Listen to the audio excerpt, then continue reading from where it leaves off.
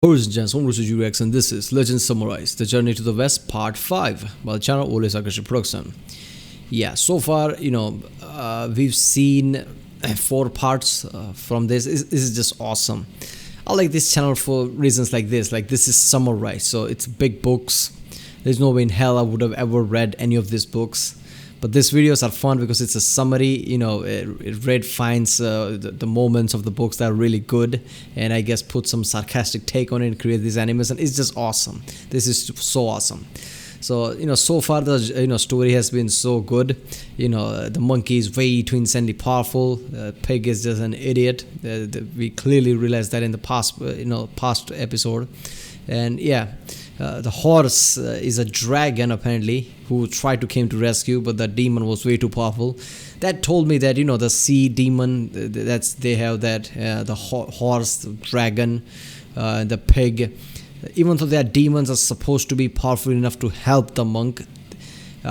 Considering, compared to the monkey, they are nowhere near close, because whatever challenges they find, they are really powerful challenges, powerful demons they are finding, and they are struggling to, I guess, defeat the demons. Well, monkey just comes and whip their asses. There's only one cave demon that was equal to him. But yeah, this has been fun so far. Journey to the West Kai, episode 2, Los Demonios Hermanos. Okay.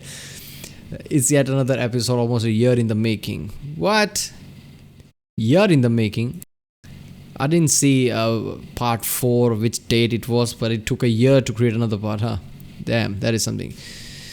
Today, our heroes face off against a deadly duo of conveniently color-coordinated scoundrels, equipped with an impressive array of sacred treasures. Will Monkey be able to prioritize the well-being of his friend over his love of shiny things? Probably not, but find out now. Oh, okay. So in the past part, Monkey was the more competent one, more wise one, who was right and who was correct from the start. But obviously the monk was too stupid to see that. Monk has been too stupid from the start. The pig is an idiot, obviously. In this part, Monkey is the one who's gonna get distracted, I guess. So what? Pig and the sea demon is going to be fine. I highly doubt that. Pig is going to do some stupid things again, I guess.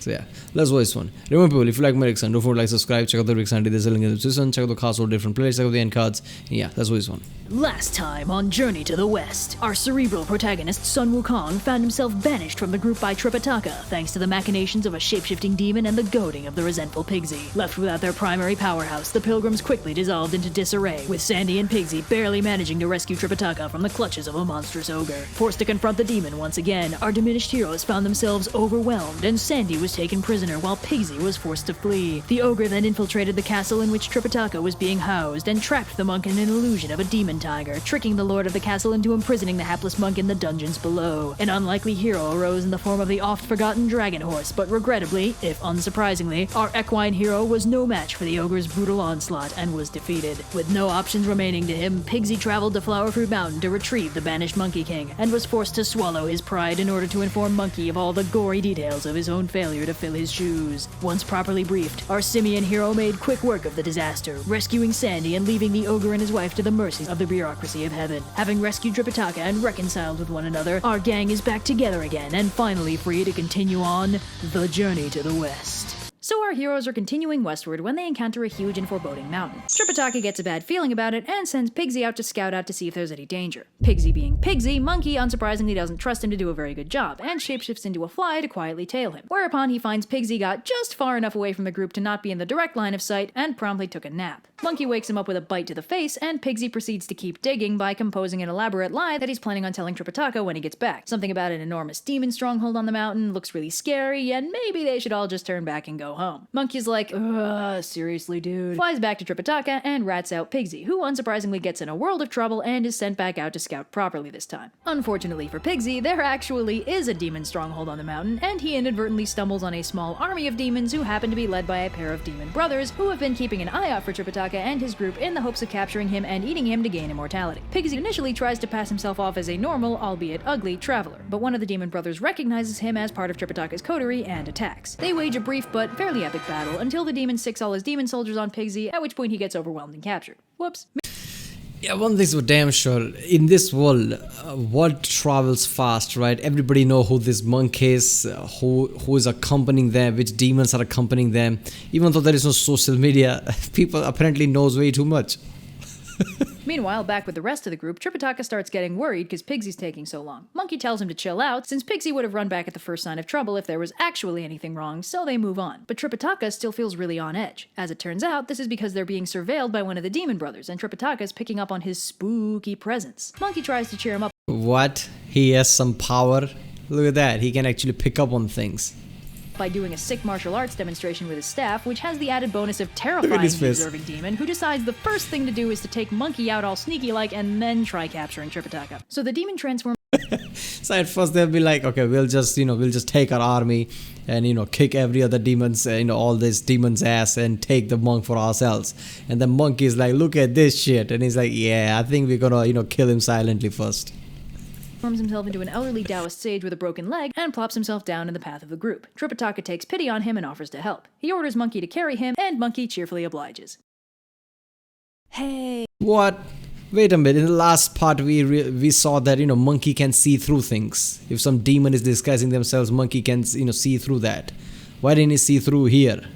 I mean that cloud demon or whatever that was constantly dressing herself to be someone, and Monkey immediately realized that that's her. What? Why didn't he realize here? What? The demon's power a bit too stronger or something? Hey, buddy. So, just so we're on the same page here, I totally know that you're a demon. And boy, are you lucky that my master is so compassionate. Anyway, no pressure, but I'm gonna be dropping you off the first cliff I see. I was just saying that, but he was playing from the start, of course. So the demon unsurprisingly panics and calls on the local mountain demons to drop 3 mountains on top of Monkey, which actually manages to pin him down. Just barely. The demon then chases down Tripitaka and captures him, Sandy, and the horse. So the entire gang minus Monkey is strung up in the demon's lair, and Monkey is stuck under 3 mountains and having crazy flashbacks to the last time a mountain got dropped on his head, so basically fun times for everybody. But soon enough, the local mountain gods recognize Monkey and freak out, freeing him as soon as possible and asking him to pretty please not kill them. Luckily for them, Monkey instead chooses to sublimate his aggression on 2 mook demons that happen to be heading their way. Mountain gods. So this monkey is way too fucking powerful than mountain gods are scared of this monkey. I mean, this is just telling me that cave demon was way too powerful, right? I mean, is that a backstory to that cave demon who was equal to him? Because so far, only one thing I'm getting is that monkey is way too damn powerful. And obviously, we've seen that in the first part, how he drank all the potions and things in the heaven to become more powerful or something. But damn, this is something. Well, I love that part. I'm like, what the fuck? This story is inconsistent, because in the last part there was something like about that, the demon and his wife, but apparently they were all in together or something. This whole story fell apart. So I'm like, this is like that. Why is the monkey not realizing that that's a demon? But monkey did realize. He was just playing. Just as they went a few distance, monkey's like, I'm gonna drop you off a cliff under your demon. That was so badass though. As it turns out, the demon brothers sent them over to finish him off. Monkey notices a strange light coming off of them, and when he asks the mountain gods about it, they say it's probably coming from a couple of the sacred treasures that the demon brothers have. Apparently they have 5 in total, each one quirkier and more powerful than the last. So Monkey spontaneously decides that Tripitaka can wait because he absolutely has to collect all 5 sacred treasures. So he turns himself into a Taoist sage, flags down the demons, and asks them about their treasures. They explain that they've got a gourd and a vase, and conveniently they both work the same way. If the wielder calls someone's name and the person responds, they'll be sucked into the treasure and dissolved. Monkey's like, Oh, wow, that sure sounds pretty cool. I've got a gourd that can suck up heaven itself. Want to trade? So the demons are understandably suspicious, but Monkey has a plan to validate his claim. He surreptitiously summons a few gods and sends them to tell the Jade Emperor that he needs to bottle up heaven for a little bit, no pressure or anything. The Jade Emperor is like, No! That's outrageous! Are you kidding? But Prince Nada suggests that all they have to do is black out the sky, and that should be enough to fool the demons into thinking that Monkey actually bottled heaven. So they unfurl this giant banner of Jade Emperor's like, I already hate that monkey. Why would I do that? Everybody's like, okay, he's in a mission of Buddha. Let's help him out, okay?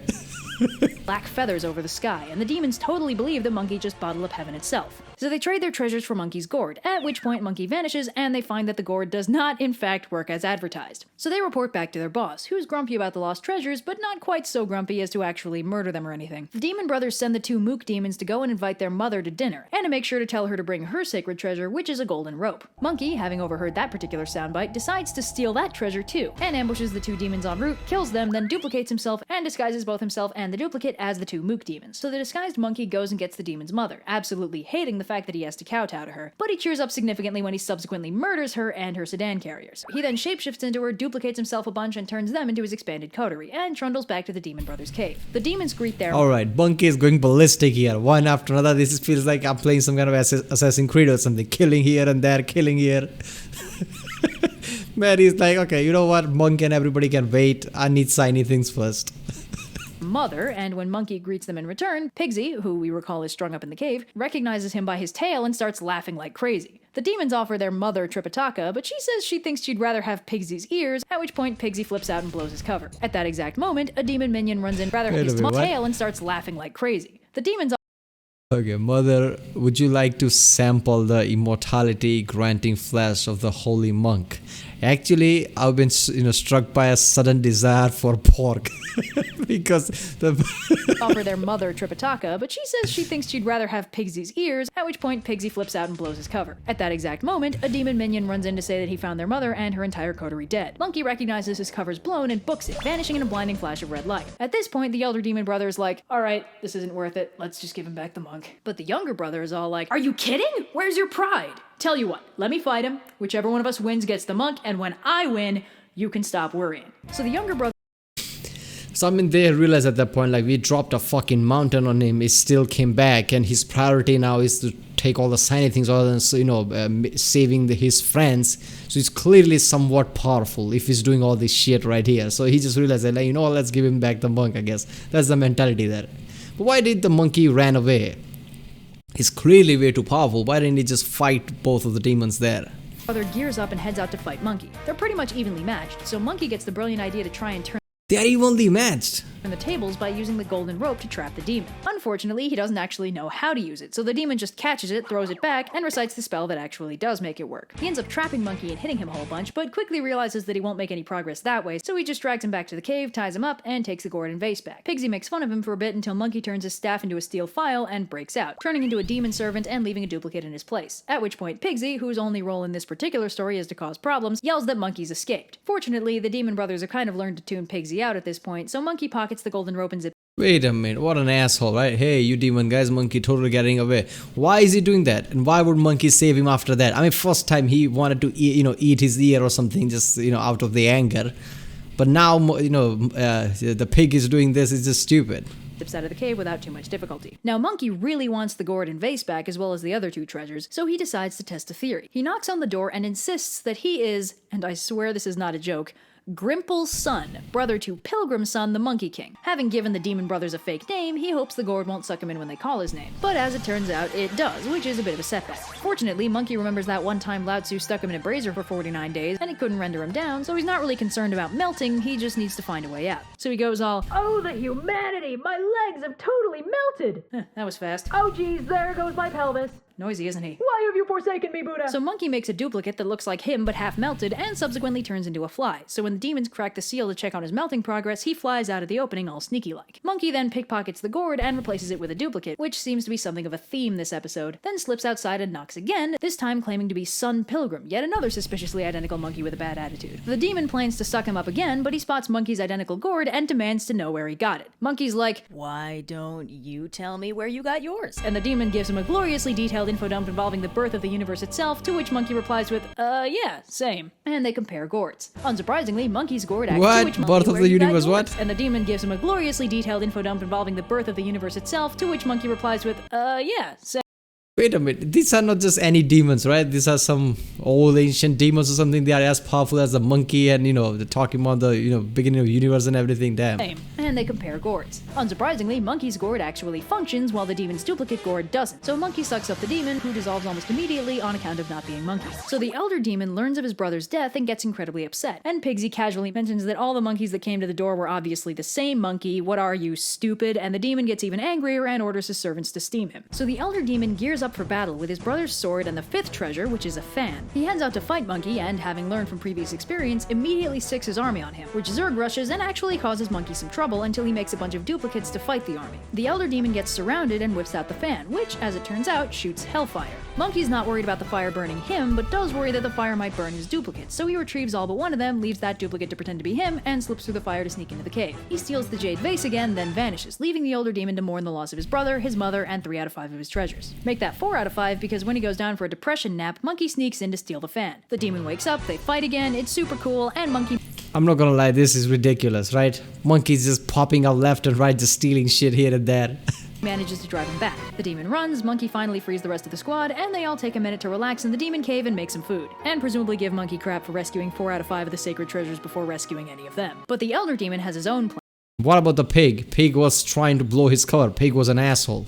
He flies to the home of his now dead mother and recruits all of her demon servants into his army. His uncle also shows up to avenge his sister, along with another army of demons, and together they assemble and start heading for the cave to take down Monkey once and for all. So Monkey spots them on the horizon and warns Tripitaka that they're about to have company, so he and Pigsy head out to guard the door, and Monkey gears up with all the sacred treasures he's acquired: the fan, the rope, the vase, and the gourd. The army arrives, and Monkey and Pigsy pair off, Monkey fighting the uncle, then switching to the elder brother, with Pigsy tagging in to fight the uncle instead. The army starts causing them some trouble, at which point Sandy explodes out of the cave to fight the army, while Pigsy and Monkey handle the boss fights. Pigsy manages to kill the uncle, and the elder brother sees the tide turning and turns to run.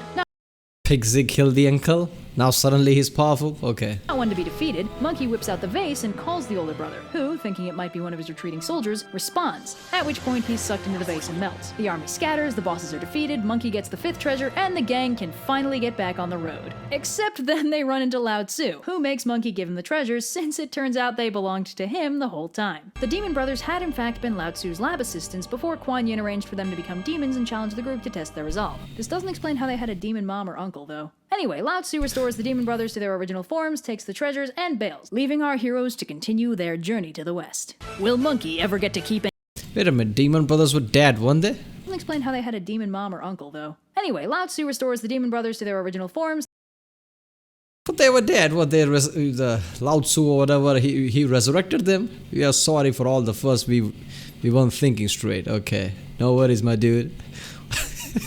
What is this, Dragon Ball Z? People die and come back? Takes the treasures and bails, leaving our heroes to continue their journey to the west. Will Monkey ever get to keep anything cool that he finds on this trip? Will Tripitaka learn to stop trusting Pigsy with important tasks? Will Sandy ever get a boss fight of his own? And has this finally revealed why a flame-throwing fan is such a ubiquitous weapon in anime? Find out next time on Journey to the West. Yeah, so this episode was fun. We kind of, left me questioning some things. Okay. First of all, the monkey is way too powerful. We established that. Then there was this cave demon that was same power as him. I'm like, okay, that must be an anomaly. But now, these 2 demon brothers supposedly was same power as monkey. Even the monkey is so powerful that, the mountain gods and everybody was scared of him. I understand this. This story kind of, starting to feel like not seeing the power balance here and there. They just pops in demons that are equally powerful as monkey, but even sometimes monkey is so powerful that even gods fear him. So yeah, I don't know. If they saw that this demon is some ancient powerful demon or something, I understand that, but still, yeah, maybe those trinkets or something were making those demons powerful, but I don't think that was the case, right? They were just evenly matched in fight. Alright people, that was Legend Summarizes Journey to the West Part 5. If you like my reaction, don't forget to like, subscribe, check out the Rick Sandy, there's a link in the description, check out the cards for the play, check out the end cards, and I'll see you next time.